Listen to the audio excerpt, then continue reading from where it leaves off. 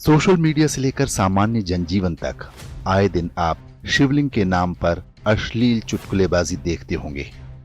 शिवलिंग पर दूध चढ़ाने का मजाक उड़ाया जाता है।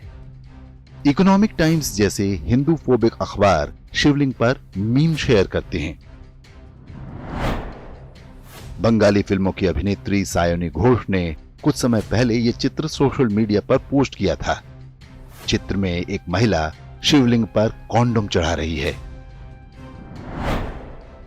लेकिन क्या वास्तव में शिवलिंग का वही अर्थ है जिसे लेकर यह हिंदू विरोधी प्रहसन आए दिन होता रहता है? हो सकता है आप भी ऐसा ही सोचते हों। लंबे समय से ये बात लोगों के मन में बिठाई जाती रही है कि शिवलिंग पुरुष और स्त्री जननांग का प्रतीक है। कई हिंदू भी इसे सच मानने लगे हैं, जबकि ऐसा बिल्कुल नहीं है। शिवलिंग जननेंद्रिय का प्रतीक नहीं, बल्कि ब्रह्मांड का सूक्ष्म रूप है। भारतीय संस्कृति और धर्म में शिवलिंग को संसार की उत्पत्ति का आधार माना गया है। हिंदी में लिंग का अर्थ जननेंद्रिय होता है। इसी आधार पर स्त्रीलिंग और पुल्लिंग जैसे शब्द बने हैं। संस्कृत में जननेंद्रिय को शिश्न कहा जाता है, लिंग नहीं। लिंग का अर्थ होता है ज्योतिपुंज या प्रतीक।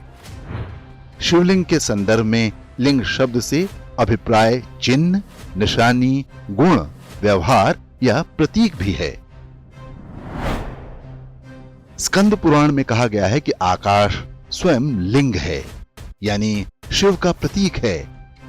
वैज्ञानिक ब्रह्मांड के जिस रूप की कल्पना करते हैं, उसका आकार भी वैसा ही है जैसा शिवलिंग।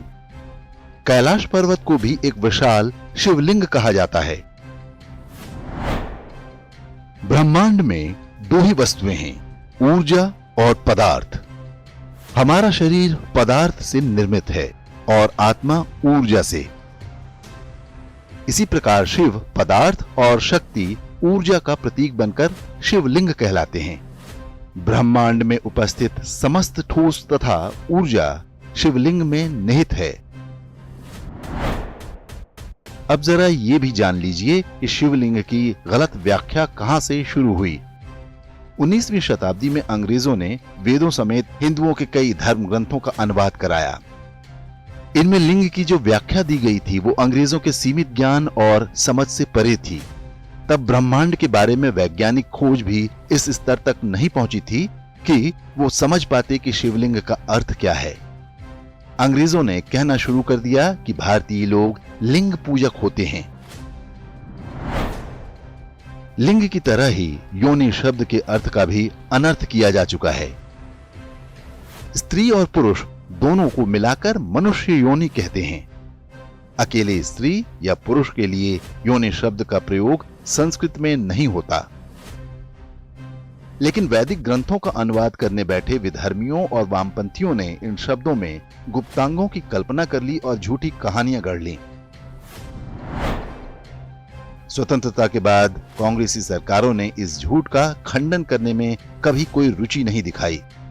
स्कूली किताबों में भी यही पढ़ाया जाने लगा कि शिवलिंग पुरुष के लिंग और स्त्री की योनि का प्रतीक है।